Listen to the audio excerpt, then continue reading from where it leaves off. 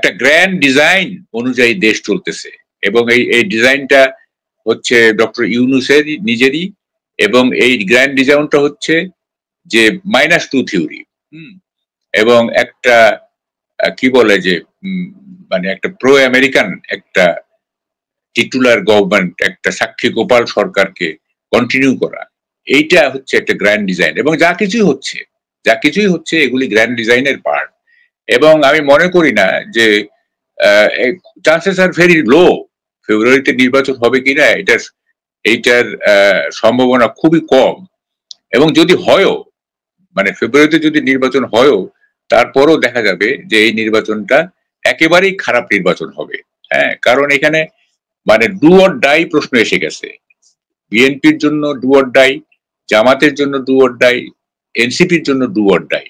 তো গেমটা যখন ডু অর ডাই, তখন সবাই চাইবে যে কোনো প্রকারে হোক নির্বাচনে জিততে, এবং এইটা করতে গেলে আপনার ম্যানিপুলেশন করতে হবে, নির্বাচনকে নানাভাবে প্রভাবিত করতে হবে। আসসালামু আলাইকুম দর্শক, আপনাদের সাথে আমি আতিক রহমান পূর্ণিয়ার খোঁজ, পূর্ণিয়ার ভিউ ইউটিউব চ্যানেল এবং ফেসবুক পেজে স্বাগত জানাচ্ছি আমাদের নিয়মিত আলাপচারিতার অনুষ্ঠান খোঁজ খবরে। আমাদের আজকের অতিথি সিনিয়র সাংবাদিক এবং রাজনৈতিক বিশ্লেষক জনাব মাহবুব কামাল। কামাল ভাই, আমাদের দর্শকদের পক্ষ থেকে আপনাকে অনেক অনেক শুভেচ্ছা এবং সালাম জানিয়ে অনুষ্ঠান শুরু করছি সমসাময়িক রাজনীতি এবং আমাদের এই অঞ্চলের বর্তমান রাজনৈতিক পরিস্থিতি নিয়ে। কামাল ভাই, সরাসরি আলোচনা অনুষ্ঠানে যাই। আমি খুব বেশি বড় ভূমিকা না করে আপনাকে একটু ধরিয়ে দিই যে আজকে আমরা যেদিন কথা বলছি এদিন শনিবার। গত রোববার বাংলাদেশে অন্তর্বর্তীকালীন সরকারের পক্ষ থেকে আনুষ্ঠানিক ব্রিফিং করে দেশে এখন চলমান রাজনৈতিক যে সংকট, যে দলগুলো দেশে অ্যাক্টিভ আছে তাদের মধ্যে গণভোট, জুলাই সনদ বাস্তবায়ন, এইসব বিষয়ে তারা বল ঠেলে দেয় রাজনৈতিক দলগুলোর কোর্টে, যেটা অনেকেই সমালোচনা করছেন যে সরকার নিজে যেটা সমাধান করার কথা বা অনেক কিছুতেই সরকারের সমন্বয়হীনতার অভিযোগ আছে, সেই জায়গায় রাজনৈতিক দলের পেছনে ঠেলে দিয়েছে। রাজনৈতিক দলগুলো আমরা যদি বলি যে মোটামুটি মিরাকেল কিছু না ঘটলে তারা কোনো নিজেরা সংলাপে বসছে না। জামাতের পক্ষ থেকে বিএনপি কে ফোন করা হয়েছে, বিএনপির স্ট্যান্ড আমরা যতটুকু জানি যে তারা এতে কোনো রেসপন্স করবে না। এই সংকট এখন কোন দিকে যাচ্ছে, সরকার কি করতে পারে বলে আপনার বিশ্লেষণ মনে করে, এবং এ থেকে উত্তরণের উপায় কি জনাব মাহবুব কামাল? শুনেন, আপনি একটা জিনিস নিশ্চয়ই খেয়াল করতেছেন যে ধরেন যে যারা এক সময় ইভেন 7-8 মাস আগে, 9-10 মাস আগেও ইউনূস সরকারকে আনকন্ডিশনাল সাপোর্ট দিয়ে গিয়েছিল, তারা কিন্তু এখন মুখ খোলা শুরু করছে, আপনি নিশ্চয়ই খেয়াল করছেন। এবং চতুর্দিক থেকে অ্যান্টি গভর্নমেন্ট একটা সাউন্ড আমরা পাচ্ছি। এবং যে সমস্ত ল্যাঙ্গুয়েজ ব্যবহার করা হচ্ছে, যেমন ধরেন আপনার গণফোরামের যে অ্যাডভোকেট সুব্রত, উনি বলতেছেন যে এটা কি আপনার বাপের চাকর আমরা, এরকম কথা বলতেছে। তারপরে ধরেন যে যারা মানে একজন অ্যাডভোকেট বলতেছেন যে চোখের সামনে দেখছি দেশটা কিভাবে 12টা বাজিয়ে ফেলছেন ইউনূস সাহেব। তারপরে জিল্লুর যে আপনার গণ অভ্যুত্থানের একটা বড় স্টেক হোল্ডার আছে, সেও আজকে নানা রকম কথা বলছে। সবাই অ্যাকচুয়ালি এখন ডক্টর ইউনূস হ্যাজ বিকাম মানে common enemy of the country, এবং যেটাকে ইংরেজিতে যেটাকে বলে ওয়ান এগেইনস্ট অল, এমন তার বিরুদ্ধে সবাই চলে গেছে আসলে। ইনফ্যাক্ট মানে আপনি যদি বলেন যে জামাত এবং এনসিপি ছাড়া অ্যাকচুয়ালি সবাই চলে গেছে, এবং এটা কারণ আছে, যথেষ্ট কারণ আছে। Doctor Yunus has played very foul, খুব ফাউল প্লে করছেন এই 12 মাস। এবং দেখেন, এই যে একটা বিরাট ক্যানভাস উনি নিলেন সংস্কারের নামে, হ্যাঁ, এইটা এখন স্পষ্ট যে এই বিশাল ক্যানভাস নেওয়াটার অর্থ হচ্ছে he wanted to prolong his tenure, তার শাসনকে উনি প্রলম্বিত করতে চেয়েছেন। মানে যে আমি একটা কথা প্রায় বলি, যে অসুখ একটা দুইটা ওষুধে সারে না, সে অসুখ 2 মুঠ ভর্তি ওষুধ খেলেও সারবে না। হ্যাঁ, আমাদের এই যে 2 মুঠ ভর্তি ওষুধ ধরায় দিচ্ছিলেন উনি আর কি। হ্যাঁ, এটা বোঝা যায় যে তাহলে উনি রোগটাকে জটিল মনে করছেন। এখন দেখেন, এই যে জুলাই সনদ না, প্রথম প্রশ্ন হচ্ছে এইটা কত পার্সেন্ট লোককে প্রতিনিধিত্ব করতেছে জুলাই সনদ, কত পার্সেন্ট লোককে, যেখানে আওয়ামী লীগের মতো একটা বড় দল, হ্যাঁ, ওদের যারা ক্রিমিনাল তারা তো আপনার প্রসিকিউশনে আছে। তো এই যে লার্জ মানে ইলেকটোরেট অফ আওয়ামী লীগ, হ্যাঁ, অনেক নির্দোষ আওয়ামী লীগ, গ্রামাঞ্চলের ইত্যাদি, তাদেরকে গিয়ে জুলাই সনদ প্রতিনিধিত্ব করছে। ইভেন জাতীয় পার্টিতে ধরেন কতগুলো পকেট আছে, জাতীয় পার্টির ভোট আছে ও রংপুর টংপুর এইসবে, তাদের কি প্রতিনিধিত্ব করছে জুলাই সনদ? তারপর ধরে বিএনপি যে জুলাই সনদের একটা পার্ট, বিএনপিও তো এখন বলতেছে যে তাদের নোট অফ ডিসেন্ট গুলি আমলে নেওয়া হয়, তার মানে বিএনপিও তো আপনার জুলাই সনদ থেকে সরে আসলো। তাইলে কত পার্সেন্ট লোক দাঁড়ালো? অ্যাকচুয়ালি এই জুলাই সনদ জাতীয় ঐক্যের প্রতিফলন নয়, এই জুলাই সনদ হচ্ছে জাতীয় অনৈক্যের। এই জুলাই সনদ জাতিকে আরো বিভক্ত করে দিচ্ছে। হ্যাঁ, এবং আমি একটা কথা ওই দিন টেলিভিশনে বলছিলাম যে পাকিস্তান ভাঙার একটা অন্যতম কারণ হচ্ছে পাকিস্তানের সংবিধান। 1962 যে কনস্টিটিউশন পাকিস্তানের, সেইটা পূর্ব পাকিস্তানের আকাঙ্ক্ষাকে ধারণ করতে পারেনি বলেই একটা সময় এসে পাকিস্তান ভেঙে গেছে। এখন আমিও বলি এই যে জুলাই সনদ, এইটা আমাদের জাতির যে ঐক্য, সেই ঐক্যটাকে ভেঙে দিয়েছে অলরেডি। হ্যাঁ, তো ফলে এগুলি যা হয়েছে, এখন দেখেন কত টাকা খরচ হয়েছে এইসব ঐক্যবদ্ধ কমিশন, এগুলি বেরোচ্ছে, এবং সবটা মিলে এখন দেখা যাচ্ছে শেক্সপিয়ারের ভাষায় বলতে হবে মাচ অ্যাডো ফর নাথিং। এত হইচই হলো, এটা নেট রেজাল্ট হচ্ছে কিছুই না। হ্যাঁ, এবং দেখেন মানে জুলাই সনদকে কেন্দ্র করে নির্বাচন আদৌ ফেব্রুয়ারিতে হবে কিনা এরকম একটা সংশয় দেখা দিছে, এবং আমি তো আশঙ্কা করতেছি যে জামাতের পক্ষ থেকে এবং এনসিপির পক্ষ থেকে এমন কিছু প্যাচ লাগানো হবে, এমন কিছু বিতর্ক তৈরি করা হবে যেখানে নির্বাচন অনুষ্ঠান করাটা খুব প্রবলেম হয়ে যাবে। এবং আমি পরশুদিন আরটিভির শোতে বলছি যে দেখা যাবে যে এনসিপি আপনার নির্বাচন কমিশন নিয়েও প্রশ্ন তুলবে, বলবে যে এই নির্বাচন কমিশন পক্ষপাতদুষ্ট। এবং ঠিকই দেখেন আজকে সকালবেলা উঠে ফেসবুকে দেখতেছি নাহিদ ইসলাম বলতেছে যে এই নির্বাচন কমিশন, হ্যাঁ, এটা পক্ষপাতদুষ্ট ইত্যাদি। আমি কিন্তু পরশুদিনই বলছি এটা, আই অ্যাসিউম যে এটা হবে। এবং ধরেন যে মানে জুলাই সনদ গণভোট কবে হবে এটা নিয়ে একটা বিতর্ক আছে। তারপরে আপনার পিআর সিস্টেম হবে কিনা, আপার হাউসে পিআর সিস্টেম যদি হয় বিএনপির ফর্মুলা অনুযায়ী হবে, জামাতের ফর্মুলা অনুযায়ী হবে, এইসব নানা বিতর্ক তো এখন আছে। এবং এই বিতর্কগুলো আপনার এখন সজীব হবে, এই বিতর্কগুলো এখন আরো বেশি করে সামনে আসবে। এবং আমার ধারণা যে আমি প্রায় ইদানিং বলতেছি যে আপনার ফলে এইটা আসার কোনো বাণী নাই, মানে no silver line in the cloudy sky. এই যে মেঘাচ্ছন্ন আকাশ আমরা দেখতেছি, আমি পার্সোনালি কোনো সিলভার লাইন দেখতেছি না, কোনো রূপালী রেখা আমি দেখতেছি না। ইভেন ধরেন নির্বাচন হয়েই গেল মনে করেন ফর এক্সাম্পল, তাতে কি লাভ হবে? মানে নির্বাচন হলেই কি দেশটা একেবারে ঠিক হয়ে যাবে? আমি তো বলি যে নির্বাচন হলেও যে দল ক্ষমতা দখল মানে সরকার গঠন করবে, সেই সরকার 6 মাস 1 বছরের বেশি টিকতে পারবে না। সোসাইটি তো অন্য জায়গায় চলে গেছে। হ্যাঁ, সোসাইটি অন্য জায়গায় চলে গেছে, এইটা নর্মাল সোসাইটি না। হ্যাঁ, এবং এই যে নর্মাল সোসাইটি, এইটা একটা অ্যাবনর্মাল সোসাইটি যে তৈরি হলো, এইটার পেছনে চিফ অ্যাডভাইজার লার্জলি উনি দায়ী। হি ইজ রেসপন্সিবল ফর মানে এই সোসাইটিকে অ্যাবনর্মাল সোসাইটি বানানোর জন্য। এবং মানে সামনে আমি তো মনে করি, আমি যদিও স্পষ্ট দেখতেছি না, ভবিষ্যৎটা খুব গ্রে এরিয়া, একটা ধূসর একটা ভবিষ্যৎ দেখতেছি, নাথিং গ্রিনিশ, কোনো সবুজ কিছু দেখছি না। তারপরও কিছু তো আন্দাজ করতে পারি, সেটা হচ্ছে যে মানে আমি তো দেখতেছি একটা বড় ধরনের সংঘাতের দিকে যাচ্ছে দেশ, বড় ধরনের সংঘর্ষের দিকে যাচ্ছে দেশ। হ্যাঁ, এই যে কনফ্লিক্ট অফ ইন্টারেস্ট, হ্যাঁ, জামাতের এক ধরনের ইন্টারেস্ট, এনসিপির এক ধরনের ইন্টারেস্ট, বিএনপির এক ধরনের ইন্টারেস্ট, এই জিনিসগুলো যখন আপনার আরো শার্প হবে, আরো তীক্ষ্ণ হবে, তখন তো আপনার সংঘাত অনিবার্য হয়ে পড়বে। সুতরাং মানে যা মানে আমরা তো আর বর্তমানের চাকাকে অতীতে নিয়ে যেতে পারবো না, উল্টো ভুল সংশোধনের তো আর কোনো সুযোগ নাই। তবে যেটা করা উচিত ছিল 8ই আগস্ট ইউনূস সাহেব ক্ষমতা নেয়ার পরে উইদিন 6 মান্থস একটা মোটামুটি সংস্কার করে একটা, শুনেন মানে এইটা আপনার একটা দীর্ঘ আলোচনা, আমি সংক্ষেপে বলি, 3-4টা সংস্কার হলেই কিন্তু আর কোনো লাগতো না। হ্যাঁ, কিন্তু এই যে 84টা এত আলাপ আলোচনার পরে 84টা জটডাউন করা হয়েছে, সেখান থেকে আবার বোধ হয় 48টা বোধ হয় জুলাই সনদে। এত কি দরকার? কোন বাংলাদেশে এমনি সাধারণ আইনই মানা হয় না, যে আইন মানলে কোনো অসুবিধা নাই সেই সব আইন মানা হয় না। আর আপনি এতগুলি সংস্কারের আইন আপনি করবেন, এগুলি কেউ মানবে যদি রাজনীতিটা ঠিক না হয়? আমি তো বলি পলিটিক্যাল সায়েন্সে একটা কথা আছে যে constitution comes when politics fails. রাজনীতিতে যখন ফেল করে তখন সংবিধানের প্রশ্ন আসে।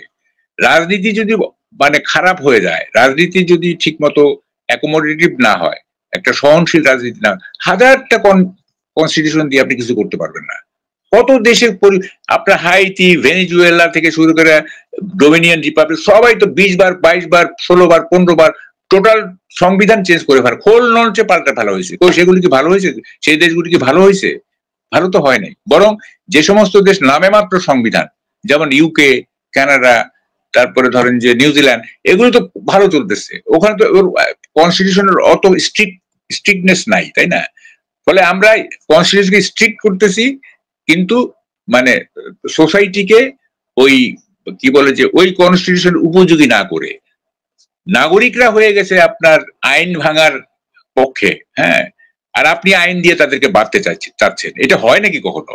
আপনাকে করতে হবে অ্যাকোমোডেটিভ পলিটিক্স, যে সবাইকে আমরা অ্যাকোমোডেট করব, একটা রেইনবো সোসাইটি করব, সবাই সবাইকে সহ্য করবে। হ্যাঁ, ইন স্পাইট অফ অল ডাইভার্সিটিস। গণতন্ত্রের সবচেয়ে ভালো সংজ্ঞা হচ্ছে democracy is an art of living together with ডাইভার্সিটিস।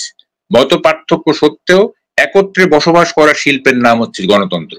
তা আমরা তো একত্রে বাস করতে পারছি না, উই আর লিভিং অ্যাপার্ট। হ্যাঁ, আমরা পৃথক পৃথক হয়ে যাচ্ছি এবং বৈরীমূলক সম্পর্ক হয়ে যাচ্ছে। এইখান থেকে আপনি আইন দিয়ে বাঁধবেন তাদেরকে, আইন দিয়ে বাঁধবেন কোন আইন? মানে বাংলাদেশে তো আমাদের তো অভিজ্ঞতা, গত 16 বছরের যে রেজিম, এই রেজিম কি কনস্টিটিউশন অনুযায়ী চলছে? কনস্টিটিউশন কি বাধ্য করতে পারছে এই রেজিমকে? পারছে? বা কনস্টিটিউশন কি আপনার এই যে জিয়ার আনকনস্টিটিউশনাল গভর্নমেন্ট পাওয়ার, এটা কি ঠেকাইতে পারছে? এর সাথে আনকনস্টিটিউশনাল এটা ঠেকাইতে পারছে? কনস্টিটিউশন কি ঠেকাইতে পারছে? হ্যাঁ, একটা আর্মি জেনারেল এসে যদি বলে যে এই পরিস্থিতি আর চলতে দেয়া যায় না, it is a historical necessity to take over, আমরা ক্ষমতা গ্রহণ করলাম, আমরা হাইপোথেটিক্যাল বলতেছি, এটা আমরা চাই না, বললো, সে তো কনস্টিটিউশন হেল্ড আপ করে দেবে। কি দাম থাকবে কনস্টিটিউশনের? হ্যাঁ, তখন তো মানে মার্শাল ল মানে তো হচ্ছে negation of all civil laws. তখন তো সমস্ত সিভিল ল গুলি নিগেট হয়ে যাবে, তখন তো মিলিটারি মানে ল ইনঅ্যাক্ট হবে, তাই না? তো ফলে এই কনস্টিটিউশনকে আমরা এটাকে একেবারে বাইবেল ধরে এইটাই মানে কি মহৌষধ, হ্যাঁ ধনন্তরী, এইটা হইলে সবকিছু ঠিক হয়ে যাবে, এই এই এই যে মগজ ধোলাইয়ের যে একটা ব্যাপার চলতেছে, হ্যাঁ নিজেদের স্বার্থে। অ্যাকচুয়ালি তো শুনেন, রাজনীতিতে তো মগজ ধোলাইয়ের খেলা, যে যার মতো করে পাবলিকের মগজ ধোলাই করতে চায়। হ্যাঁ, এবং কিছু বোকা পাবলিক আছে এগুলি বিশ্বাস করে, এই মগজ ধোলাই হয়ে যায় তাদের, এবং সেভাবে নাচতে থাকে আর কি। হার্ড রিয়েলিটি তো কেউ বুঝতে চায় না। নিষ্ঠুর মানে যে গেমগুলি হয়, পলিটিক্স হচ্ছে আপনার ইজ এ ক্রুয়েল গেম। হ্যাঁ, এটা একটা নিষ্ঠুর খেলা। হ্যাঁ, এটা সিনিক্যাল গেম। ফলে এটা এই নিষ্ঠুরতাগুলি বুঝতে হবে। বলে দিলাম যে একটা এই করলে এই হয়ে যাবে, এই করলে এই হয়ে যাবে, বাস্তবতা কি এগুলো পারমিট করে? আমাদের যে বাস্তবতা এখন হচ্ছে চলছে, যে মবক্রেসি কে আমরা মানে কি প্রাতিষ্ঠানিক রূপ দিয়ে ফেলছি অলমোস্ট। হ্যাঁ, যে মানে কি বলে যে আমাদের রাষ্ট্রের মৌলিক চরিত্র পাল্টে ফেলছি আমরা, রাষ্ট্রের মৌলিক চরিত্র। সেই জায়গায় আপনি কিছু সংস্কার দিয়ে মানুষকে ভালো করতে চাচ্ছেন, হ্যাঁ, এটা হাস্যকর ছাড়ার কিছু না। এই জন্য আমি বলি, লেট বাইগন বি বাইগন, যা হওয়ার হয়েছে। এখন ভাই একটা নির্বাচন দিয়ে এইসব জুলাই সনদ টনদ মানে যদি মানে করতে চান ভালো কথা, কিন্তু ওই গণভোটের নামে এইসব মানে টালবাহানা করে একটা ঝগড়া বিবাদ লাগাই দিয়ে নির্বাচনকে পিছাই দিয়েন না। খুব দ্রুতই ফেব্রুয়ারিতে যেটা ফিক্স করা আছে সেটা নির্বাচন দিয়ে ভাই মানে সম্মানে চলে যান।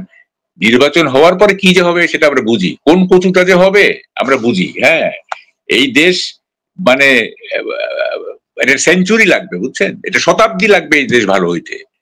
এটা কোনো ইমিডিয়েট সলিউশন নাই, এটার কোনো পলিটিক্যাল সলিউশন নাই। এটার সলিউশন হচ্ছে বিবর্তনমূলক, like the Dutch and the Danish. এটা বিবর্তনের মধ্য দিয়ে যদি সুসভ্য হয়। ডাচ ডেনিশটা যেরকম এক সময় জলদস্যু ছিল, ডাকাত ছিল, এখন সুসভ্য হয়েছে ওভার দি সেঞ্চুরি। আমাদেরকেও ওইভাবে ওভার দি সেঞ্চুরি আমাদেরকে মানে ওয়েট করতে হবে। আমরা এটা মনে করার কোনো কারণ নাই যে আমরা একটা সংস্কার, একটা জুলাই সনদ করে দিলাম আর দেশটা মানে বেহেস্ত হয়ে গেল, এইটা মনে করার কোনো কারণ নাই। হ্যাঁ, এগুলি সব ফার্স, এগুলি সব প্রহসন, এগুলি সব ক্ষমতা প্রলম্বিত করার একটা কৌশল, এগুলি রাষ্ট্রের টাকার অপচয় করার একটা ইয়ে। কত টাকা খরচ হচ্ছে দেখেন, কি লাভ কি লাভ হবে আপনি বলেন? এবং কেউ কি সিনসিয়ার? সবাই তো কৌশল করতেছে, সবাই তো মানে দেশপ্রেমের চাইতে রাজনৈতিক কৌশল বড় হয়ে গেছে এবং যেন তেন ভাবে ক্ষমতায় যাওয়ার জন্য চেষ্টা করতেছে। তো ফলে আমরা তো এগুলি বুঝি, আমরা যে বুঝি না তা তো না। হ্যাঁ, তো ফলে এইসব বাদ দেন ভাই, একটা নির্বাচনটা খুব দ্রুত করে ফেলেন, বিএনপির সাথে একটা কম্প্রোমাইজে আসেন। ওই তারা বলতেছে যে নির্বাচনের দিনই কি বলে যে গণভোট হইতে হবে, সেটা মেনে নেন, এটা মেনে নিয়ে নির্বাচনটা করে ফেলেন। আর ওই যে ওই সমস্ত মানে যে সমস্ত সিলি বিতর্ক আছে, যে আপার হাউস যে পিয়ার কোন ভাবে হবে, এটাকে পপুলার ভোটে হবে না আপনার নাম্বার অফ পার্লামেন্ট এমপিদের ভোট ভোট মানে ভিত্তিতে হবে, এগুলি রিজলভ করেন, দ্রুত রিজলভ করেন এগুলি। নির্বাচন কমিশন পুনর্গঠনের যে দাবি তুলছে এনসিপি, এই দাবিকে অগ্রাহ্য করুন। হ্যাঁ, এটা কোনো দাবিই না এখন। মানে যে যার এখনো রান্না খাই নাই, তাকে আমি বলতেছি সে রান্না করতে পারে না। আরে দেখি না কি করে সে সে সে এই তিনি এই নির্বাচন কমিশন কিভাবে নির্বাচনটা কন্ডাক্ট করে আমরা আমাদের দেখতে দেন। যদি সেভাবে কন্ডাক্ট করতে না পারে তাহলে ওই ইলেকশন আমরা রিজেক্ট করবো, ওই ইলেকশন আমরা প্রত্যাখ্যান করবো। আমরা প্রত্যাখ্যান করি নাই 2014, 2018, 2024 নির্বাচন প্রত্যাখ্যান করি নাই। যদি সেরকম ম্যানিপুলেটেড নির্বাচন হয় আমরা প্রত্যাখ্যান করবো, অসুবিধা কি? হ্যাঁ, সে তো টেস্টেড না, মানে তাকে তো পরীক্ষা করা হয়নি এখনো এই নির্বাচন কমিশনকে। না, এই নির্বাচন কমিশন তো এখনো কোনো নির্বাচন করে নাই। তো ফলে আমরা আগে ভাগে বলে দিচ্ছি। হ্যাঁ, যখন আগে ভাগে বলে দিচ্ছি তার মানে বোঝা যাচ্ছে যে এখানে কোনো ব্যাপার আছে। হ্যাঁ, তো ফলে এই সবগুলিকে সলভ করেন, যে সমস্ত সংকট দেখা দিছে করে টোরে ভাই একটা মধ্য ফেব্রুয়ারির মধ্যে একটা নির্বাচন দিয়ে দেখেন কতটা কমে। আমার ধারণা রেস্টলেসনেস কমবে না, আমার ধারণা এই অস্থিরতা কমবে না। হ্যাঁ, এগুলো কিছুই কমবে না, বরং বাড়বে। হ্যাঁ, মানে মানে তারেক রহমান কেন, মানে 100টা তারেক রহমান হলো, যে অবস্থায় দেশ চলে গেছে এটাকে রিকভার করা সম্ভব না। তারপর অর্থনীতি তো আপনি জানেনই, অর্থনীতি যে কি অবস্থায় আছে। হ্যাঁ, মিল কারখানা বন্ধ হয়ে যাচ্ছে, মানুষ বেকার হয়ে যাচ্ছে, কোনো ইনভেস্টমেন্ট নাই। আপনার বিজিএম এর প্রেসিডেন্ট চিফ অ্যাডভাইজারের কাছে সময় চাচ্ছে তার মানে ব্যবসা খাতের এবং শিল্প খাতের সমস্যাগুলি বোঝানোর জন্য। চিফ অ্যাডভাইজার সময় দিচ্ছেন না, উনি সময় দিচ্ছেন স্টারলিংকের প্রতিনিধিদের, যেটার আমাদের দেশের মানে সার্বিক সমস্যার সঙ্গে যার কোনো মিনিমাম কোনো সম্পর্ক নেই। কি মর্মান্তিক দেখেন। হ্যাঁ, বিজিএম এর প্রেসিডেন্ট সে চাচ্ছে, সময় চাচ্ছে চিফ অ্যাডভাইজার, বলবেন যে আমাদের যে এই সমস্ত কলকারখানা বন্ধ হয়ে যাচ্ছে, হ্যাঁ আমরা কিভাবে কি করব, আমাদের এমপ্লয়ীদের বেতন দিব কিভাবে, সবাই বেকার হয়ে যাচ্ছে, কি করা যায়। উনি একটা মানে পরামর্শমূলক বৈঠকের জন্য উনি আহ্বান মানে রিকোয়েস্ট করছেন চিফ অ্যাডভাইজারকে, উনি রাজি হন নাই। ওনার সময় নাই, ওনার সময় নাই। উনি স্টারলিংকের প্রতিনিধির সাথে ওনার সময় হয়। হ্যাঁ, উনি বিদেশে যাওয়ার সময় হয়। হ্যাঁ, ফর নাথিং কতগুলি বিদেশ সফর করছে টাকার অপচয় করে, for nothing, absolutely for nothing, কোনো ইনভেস্টমেন্ট নাই। আমরা তো আগে ইনভেস্টমেন্ট সামিটের সময় শুনলাম যে এত ডলার আসবে যে পাইপলাইন মানে জ্যাম হয়ে যাবে, জট লেগে যাবে, ডলার ঢুকতেই পারবে না। হ্যাঁ, এত ডলার কই, $1 আসছে চায়না থেকে আসার পরে, কত কথা বলবে, কোন ডলার আসছে? ইনভেস্টমেন্ট সামিটে যে হাইপ তোলা হইলো, কি আশিক সাহেবকে নিয়ে আসা হইলো, বোগাস, অ্যাবসলিউটলি ওয়ার্থলেস। $1 পর্যন্ত এখন আনতে পারে, সব বন্ধ হয়ে যাচ্ছে। হ্যাঁ, আইএমএফ বলতেছে ঋণ ছাড় দিব না। কি বলে যে জাপান তাদের এই সমস্ত প্রজেক্ট নিয়ে তারা তাদের উদ্বেগ প্রকাশ করতেছে। হ্যাঁ, আর বড় বড় লম্বা লম্বা কথা বলতেছি আমরা। দেখেন 6 মাস 1 বছর পরে দেখেন না কি অবস্থা দাঁড়ায় অর্থনীতি, দেখেন কি অবস্থা দাঁড়ায়। এগুলি কোনো ইলেক্টেড গভর্নমেন্ট এগুলি সলভ করতে পারবে না। আমরা একটা ব্ল্যাক হোলের মধ্যে পড়ে গেছি, আমরা একটা কালো গর্তের মধ্যে পড়ে গেছি। হ্যাঁ, এখান থেকে কে আমাদের উদ্ধার করবে? হ্যাঁ, ওই যে সিরাজউদ্দৌলার সেই ডায়লগ আর কি, কে দিবে আশা, কে দিবে ভরসা। হ্যাঁ, তো এই জায়গায় আমরা চলে গেছি। হ্যাঁ, কিছু করার নাই, কিছু করার নাই। এটা এটা দিস ইজ এ কার্স, এটা আমাদের উপর একটা অভিশাপ নেমে আসছে। উই আর এ মানে কি বলে অভিশপ্ত নেশন। হ্যাঁ, এই অভিশাপ থেকে আমাদের কে মুক্ত করবে? হ্যাঁ, সৃষ্টিকর্তাই জানেন উনি কিভাবে মুক্ত করবেন। আমি শুনতেছি না, আমি শুনতেছি না।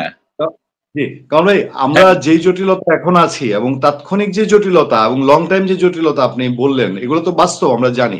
এবং দেশে অনেক সময় বলে একটা গৃহযুদ্ধের মতন অবস্থার দিকে ঠেলে দিচ্ছে। এবং এই যে এই ইলেকশন, গণভোট, আসলে কি সরকার ভোট মানে জাতীয় নির্বাচনটা চায় কিনা, এসব প্রশ্ন কিন্তু খুব উঠছে। আমি যেহেতু অনেকটা সময় আপনি দুইটা ছোট টপিক আছে আমাদের, আমি একটু এই বিষয়গুলো একটু সংক্ষেপে আপনার মতামত চাই। ভারত, আমরা অবশ্যই বাস্তবতা এটা যে ভৌগোলিক ভাবেই ভারত আমাদের তিন দিকের প্রতিবেশী।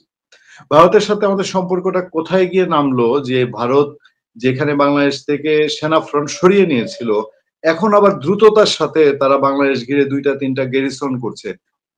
বাংলাদেশি এবং ইন্টারন্যাশনাল এবং দেশীয় সমস্ত পত্রপত্রিকায় গতকালকে নিউজ এটা। এবং নানান রকম কথাবার্তা ভারত বলছে যে হঠাৎ করে ওই যে চায়নায় গিয়ে আমাদের প্রধান উপদেষ্টা তিনি চিকেন নেক নিয়ে কথা বললেন কোনো পরিপ্রেক্ষিত ছাড়া। তো এই সম্পর্কটা কোথায় গেল যে আমরা কি মানে দেশের ভেতরে একদিকে গৃহযুদ্ধের শঙ্কা করে অনেকে, আপনি বলছেন যে সংঘাতের দিকে যেতে পারে, আবার দেশের বাইরে থেকেও বড় প্রতিবেশী যে তার সাথে সম্পর্ক এই পর্যায়ে, এই বিষয়টা আপনি কিভাবে দেখেন? শুনেন, চিফ অ্যাডভাইজারের চায়নাতে গিয়ে তার যে বক্তব্যগুলো না আমার এখনো প্রতিধ্বনিত হয় আমার কানে, হ্যাঁ। এবং আমি বুঝে পাই না যে একজন নোবেল লরিয়েট উনি নাকি এত বিচক্ষণ, উনি এইভাবে কথা বলতে পারেন। আসলে না, উনি শকিং কথা বলতে ভালোবাসেন। উনি মানুষকে স্টান্ট মেরে মানুষকে আন্দোলিত করতে ভালোবাসেন, কনসিকুয়েন্স কখনো ভাবেন না। ওনার কথার মধ্যে এত ফ্যালাসি, ওনার কথার মধ্যে এত মানে স্বপ্ন, হ্যাঁ। He always build with the air, উনি সবসময় বাতাসে দুর্গ তৈরি করেন, হ্যাঁ। দেখেন, চায়না থেকে উনি বললেন যে we are the guardian of the sea, China May consider the region as an extension. কত বড় কথা দেখেন, যে চায়না এই রিজিয়নটাকে একটা এক্সটেনশন হিসেবে কনসিডার করতে পারে। মানে ইন্ডিয়ার জন্য কত ইরিটেটিং এই কথাটা, কত ইরিটেটিং ইন্ডিয়ার জন্য। এবং কি হলো, 3-4 দিন পরে ইন্ডিয়া আপনার ট্রান্সশিপমেন্ট বন্ধ করে দিল এই কথার প্রেক্ষিতে, হ্যাঁ। কি লাভ হলো? আপনি $1 আনতেও পারলেন না, উল্টা আমাদের ট্রান্সশিপমেন্টটা বন্ধ করে দিলেন, যে কারণে আমাদের বড় ধরনের অর্থনৈতিক বিপর্যয়ের মধ্যে আমাদের পড়তে হইলো।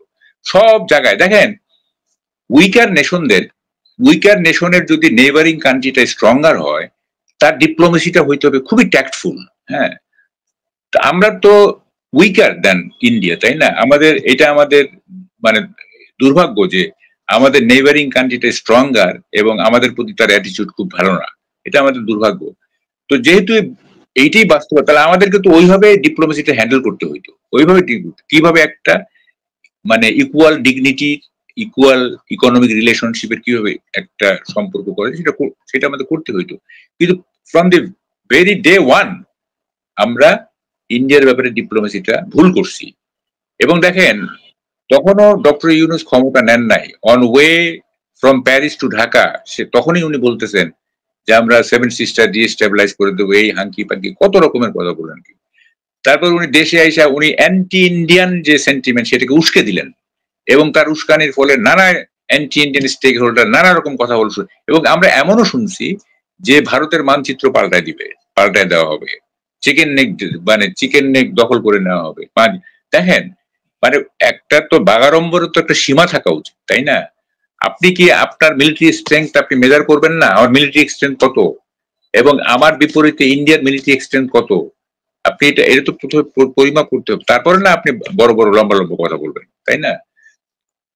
তো ফলে এই যে ভুল ডিপ্লোমেসি, দেখেন, মানে একটা কথা আছে, war is the worst alternative, যুদ্ধ হচ্ছে সবচেয়ে খারাপ বিকল্প। মানে যুদ্ধের মাধ্যমে কোনো সমস্যার সমাধান এর মতো মানে বাজে বিকল্প আর হইতে পারে না।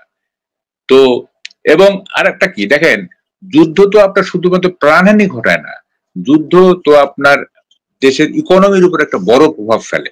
এবং আমাদের যে ইকোনমি, এই ইকোনমি কি কোনো যুদ্ধ অ্যাফোর্ড করতে পারে? ডু ইউ থিঙ্ক আমাদের যে ইকোনমি এইটা কোনো যুদ্ধ অ্যাফোর্ড করতে পারে না? হ্যাঁ, 1 নম্বর কথা। আর 2 নম্বর কথা হচ্ছে যে আমরা শুধু ইকোনমি কেন, যুদ্ধ তো একটা দেশের জন্য মানে সবচেয়ে খারাপ ঘটনা আর কি। তো সেইখানে যদি দেশটা চলে যায়, হ্যাঁ, সেখানে যদি দেশটা চলে যায়, তাহলে আমাদের কি অবস্থা দাঁড়াবে দেখেন, হ্যাঁ। আমরা ধরেন যে যুদ্ধে ইন্ডিয়ার সাথে জিতলাম, তাতে কি হবে? আমাদের যে ক্ষতিটা হবে ইকোনমি থেকে শুরু করে, হ্যাঁ, সেটা কি ক্যান উই অ্যাফোর্ড দ্যাট? আমরা কি ওটা অ্যাফোর্ড করতে পারি? আমরা তো পারি না, তাই না? তো in no way, in no consideration আপনি যুদ্ধটা আপনি করতে পারেন। It is the worst alternative. এটা গ্লোবালি অ্যাকসেপ্টেড। গ্লোবালি যারা হিউম্যান রাইট অ্যাক্টিভিস্ট তাদের কাছে এটা অ্যাকসেপ্ট। যারা অস্ত্র ব্যবসা ট্যাবসা করে আমেরিকার এসে সাম্রাজ্য, তারা বলুক গা যে যুদ্ধ হচ্ছে মানে শান্তি প্রতিষ্ঠার প্রাথমিক পদক্ষেপ, তারা বলুক গা। হ্যাঁ, আমরা যারা সাধারণ মানুষ আমরা জানি যে যুদ্ধ হচ্ছে সবচেয়ে বাজে বিকল্প। তো এখন সবাই আমরা যদি আমেরিকার অস্ত্র ব্যবসায়ীদের মতো কথা বলি, হ্যাঁ, যে ইন্ডিয়া কিছু না, হ্যাঁ এটা মানচিত্র পাল্টায় দিব, এটা করব সেটা করব, সেটা তো it doesn't make any sense. হ্যাঁ, তো ফলে ডিপ্লোমেসিটা আপনাকে ভালো করতে হবে, নট অনলি উইথ ইন্ডিয়া, আপনার সব দেশের সঙ্গে ডিপ্লোমেসির মতো করতে হবে আপনাকে। এবং আমাদের তো শুনেন, আমাদের সব ক্ষেত্রেই আমাদের সক্ষমতার অভাব।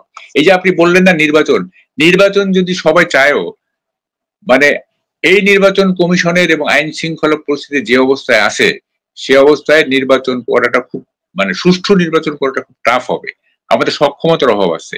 দেখেন 50% আর্মি তো ব্যারাকে চলে যাচ্ছে, তারপরে এই পুলিশ তো ধরেন মানে কোঅপারেট করতেছে না, তারপরে মবক্রেসি, সবটা মিলে আপনি নির্বাচনটা করবেন কিভাবে?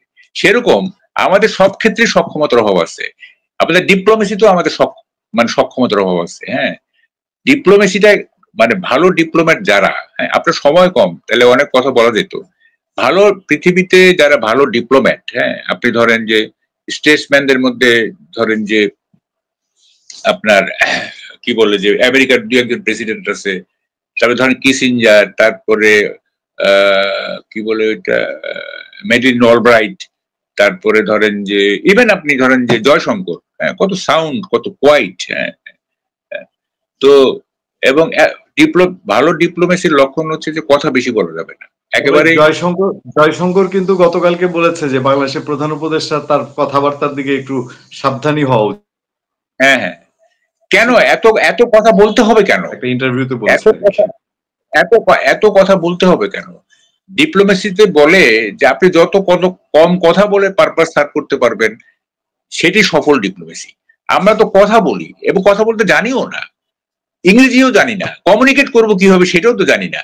হ্যাঁ, ভালো ইংরেজিও জানি না, চিফ অ্যাডভাইজার ভালো জানি সেটা ঠিক আছে, কিন্তু ধরেন যে অন্যরা যারা আছে ডিপ্লোমেট, আমি তো দেখি না যে কমিউনিকেটিভ ইংরেজি তারা জানে, চলে বল আর কি, চালায় নিল আর কি। হ্যাঁ, তো ফলে আপনি তো অপোনেন্টকে গুড হিউমারে রাখবেন, আপনার পারপাস সার্ভ করতে গেলে গুড হিউমারে রাখবেন, এবং গুড হিউমারে রাখতে গেলে তো আপনাকে উইট থাকতে হবে, আপনার সেন্স অফ হিউমার থাকতে হবে, আপনি কমিউনিকেট করতে হবে। হ্যাঁ, মানুষের মন জয় করা তো খুব কঠিন কাজ না, আপনি যদি পেনিট্রেট করতে পারেন, কারো অন্তরে ঢুকতে পারেন, হ্যাঁ তাহলে তো সে যত শত্রুই হোক, সে আপনার কতগুলি মানে কি বলে যে এত কঠিন সংকট, মানে গ্লোবাল সংকট দূর করছে কিসিঞ্জার। হ্যাঁ, তারপরে ধরেন যে ইভেন ধরেন না আপনি যে চৌয়েন লাই বলেন, ইভেন আপনার এই যে নেলসন ম্যান্ডেলা বলেন, হেড অফ দ্য স্টেট কত চমৎকার ভাবে জিনিসগুলো হ্যান্ডেল করছে, মানুষের মন জয় করছে, মানুষকে মন মানে অপোনেন্টের শত্রুর মন জয় করে তারা মানুষের মন জয় করে, মানে যুদ্ধ ছাড়া গুলি ছাড়াই অনেক কিছু করা সম্ভব। কারণ ভাই আমি আপনার অনুষ্ঠানের প্রায় শেষ পর্যায়ে আমি খুব ছোট্ট করে 2টা বিষয় আপনার কাছে একটু জানতে চাই। এই সপ্তাহে তো এই গভর্নমেন্টের জন্য নিশ্চয়ই ক্রুশিয়াল, সে তো বলেছে যে রাজনৈতিক দলগুলো নিজেরা সমঝোতায় না পৌঁছলে সরকার সিদ্ধান্ত দিবে। এই সিদ্ধান্ত তার জন্য কতটা টাফ, নাম্বার 1। আর নাম্বার 2, আপনি প্রসঙ্গটা টেনেছেন, আপনি নির্বাচন হয়ে যাইতে বলছেন যে নির্বাচনটা দিয়ে দেখ, বাট আওয়ামী লীগ এবং জাতীয় পার্টি ছাড়া ইন্টারন্যাশনাল এখন যে সিচুয়েশন তৈরি হচ্ছে, এবং আওয়ামী লীগ নানান কথা বলছে, 13 তারিখে নানান কথা বলছে, তাদের প্রধান যিনি ইন্ডিয়া আছেন তিনি বিভিন্ন ইন্টারন্যাশনাল মিডিয়ায় লাগাতার সাক্ষাৎকার দিচ্ছেন, এই প্রেক্ষিতে আওয়ামী লীগ জাতীয় পার্টিবিহীন নির্বাচনটা কতটা টাফ হবে এবং সরকারের জন্য আগামী সপ্তাহটা কতটা চ্যালেঞ্জ, এই 2টা বিষয় ছোট্ট করে আপনার একটু মতামত চাচ্ছি। হ্যাঁ, প্রথম কথা হচ্ছে দেখেন, এখন জামাতের আমিরও কিন্তু বলতেছে যে আমরা কোনো দলের নিষিদ্ধ করার পক্ষে না, জামাতের আমিরও কিন্তু, এবং এগুলি আমরা সবকিছুই আমাদের রিয়েলাইজেশন হয় কিন্তু খুব লেট রিয়েলাইজেশন হয়। যেমন ধর আমরা কি জামাত শিবিরকে নিষিদ্ধ করে জামাত শিবিরকে ধ্বংস করে দিতে পারিনি তো। হ্যাঁ, এবং আমি একটা টক শোতে বলছি যে আওয়ামী লীগ এবং বিএনপি, আওয়ামী লীগ কিউলেক্স মশা না আর বিএনপি অ্যানোফিলিস মশা না, যে কীটনাশক স্প্রে করে দিলাম আর ধ্বংস হয়ে গেল, দিজ আর নট মশা। হ্যাঁ, এই দুইটা দল এবং ইভেন এখন জামাতও, এই তিনটা দল deeply implanted in our society. এইটাকে ধ্বংস করা এটা নেক্সট টু ইম্পসিবল, এটা সম্ভব না। হ্যাঁ, ফলে একটা কি বলে যে অর্ডিন্যান্স জারি করে দিলে বা একটা আইন করে ফরমান জারি করে দিয়ে বললাম যে এটা নিষিদ্ধ, এটা হয় না। তাইলে এতদিনে জামাত ধ্বংস হয়ে যেত। কথাটা হচ্ছে দেখেন, আওয়ামী লীগ তো একটা বড় পার্সেন্টেজ লোককে রিপ্রেজেন্ট করে না? তাদের আমরা যদি ফেয়ার ইলেকশন গুলো যদি আমরা ভোটিং প্যাটার্ন দেখি, তাহলে দেখি যে আওয়ামী লীগ অ্যারাউন্ড 40% ভোট পায়। হ্যাঁ, অ্যারাউন্ড 40% ভোট পায়। তাহলে এই ভোটগুলো কোথায় যাবে? এই ভোটগুলো ধরেন যে যারা ক্রিমিনাল আছে, যারা লুটপাট করছে ই করছে তাদেরকে বাদ দিলে তাও তো 30%। এই 30 জাতীয় পার্টির ভোট আছে না, অন্তত 7 to 10% ভোট আছে বা 5% ভোট থাকে। তো এই লোকগুলিকে বাইরে রেখে আপনি একটা ইলেকশন করবেন এবং সেই ইলেকশনটা ইন্টারন্যাশনালি গ্রহণযোগ্য হবে, এইটা মনে করার কোনো কারণ নাই। তাইলে 2024 সালের নির্বাচনও গ্রহণযোগ্য হইতো, 2014 সালের নির্বাচনও গ্রহণযোগ্য হইতো। হ্যাঁ, কারণ ওখান থেকে 153টা সিট অটোমেটিক পেয়ে গেছিল। তো ফলে উইদাউট মানে কি বলে inclusion of the major political stakeholder আপনি কখনো নির্বাচনকে ইন্টারন্যাশনালি গ্রহণযোগ্য করতে পারবেন না, দেশেও পারবেন না। ফলে এই যে হিউম্যান রাইট অর্গানাইজেশন গুলি যে চিফ অ্যাডভাইজারকে মানে চিঠি দিছে, অথবা এখন কিন্তু আন্তর্জাতিক ভাবেও কথা উঠতেছে যে এই কি বলে যে আওয়ামী লীগকে ছাড়া নির্বাচন এইটা গ্রহণযোগ্য হবে না। অথবা অনেকে বলতেছে যে আওয়ামী লীগকে কাজ করার জন্য স্পেস দেওয়া হোক কাজ করার জন্য। কারণ নিরীহ যারা আওয়ামী লীগের সমর্থক তারা তো কোনো দোষ করে নাই, তাই না? যারা লুটপাট করছে, হত্যার সাথে জড়িত, তাদের তো বিচার হচ্ছে, তাই না? ফলে আপনি গ্রামে যান, গ্রামে গিয়ে যে কোনো একটা বৃদ্ধ লোককে জিজ্ঞেস করেন তার বয়স হচ্ছে 80 কিংবা 85, তাদেরকে আপনি রাজনীতি বুঝাইতে চান, সে কি বলবে জানেন? বলবে যে আমরা 54 সাল থেকে নৌকা মার্কায় ভোট দিই, এটা বঙ্গবন্ধুর দল, বুঝছেন? এটা বলবে আপনাকে। তো ওই লোকটাকে, ওই যে বৃদ্ধ লোকটা বা বৃদ্ধা, তাকে আপনি তো মাইনাস করে রাখছেন, তাই না? সে তো খুব মনে প্রাণে বলতে মানে অন্তর থেকে বলতেছে যে আমি 54 সাল থেকে নৌকায় ভোট দিই, এটা বঙ্গবন্ধুর দল। হ্যাঁ, আমি অন্য কিছু বুঝি না। তো সেই লোকটাকে কি আপনি মাইনাস করে দিবেন? তার কোনো স্টেক নাই এ রাষ্ট্রে, তাই না? তো ফলে আর শুনেন, আওয়ামী লীগকে স্পেস দিলে সবারই মঙ্গল। আওয়ামী লীগকে স্পেস না দিলে সব সময় একটা টেনশন থাকবে, সব সময় একটা বিশৃঙ্খলা থাকবে, সব সময় এক ধরনের কি বলে নৈরাজ্যও থাকবে। হ্যাঁ, ফলে এই কখনো সোসাইটি সুস্থির হবে না আওয়ামী লীগকে যতক্ষণ না পর্যন্ত আপনি স্পেস দিবেন।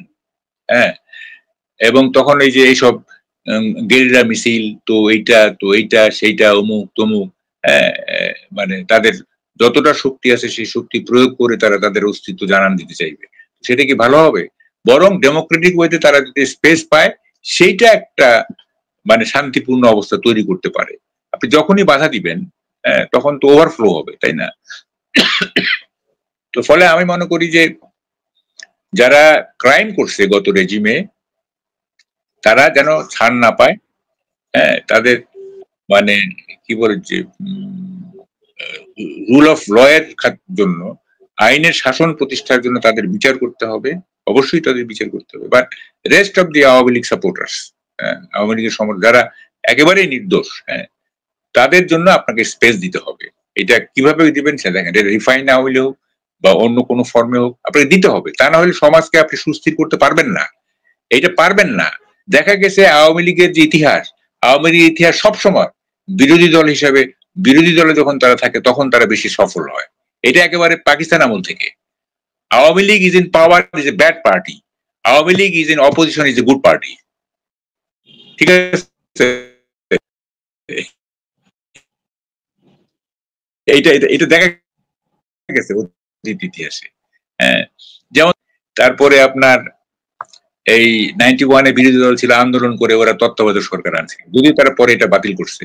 এটা তাদের সহবিরোধিতা, আন্দোলন করে তারা তত্ত্বাবধায়ক সরকার অ্যাচিভ করছে। হ্যাঁ, তা আওয়ামী লীগ তো বিরোধী দল থাকলে তো বিরোধী অবস্থানে থাকলে তো আওয়ামী সফল হয়, আমরা দেখছি।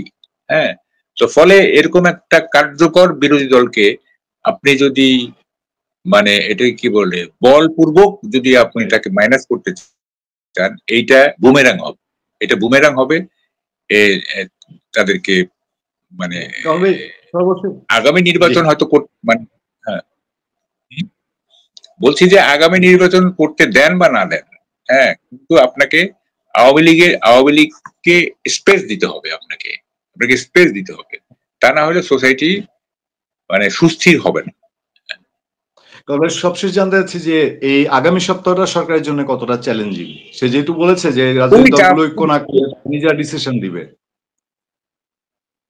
এটা খুবই ক্রুশিয়াল সরকারের জন্য, কারণ বিএনপি বোধহয় আর সেই যে শর্তহীন যে সমর্থন, সেই স্ট্যান্ড বোধহয় বিএনপির এখন নাই, থাকবেও না। হ্যাঁ, যে এই 14 মাস আমরা কি দেখছি, আনকন্ডিশনাল সাপোর্ট, মানে সরকার যা করছে বলছে সবকিছুতেই তারা হ্যাঁ, সবকিছুতে হ্যাঁ, এবং ঘোষণা দিয়ে তারা সমর্থন দিয়ে গেছে।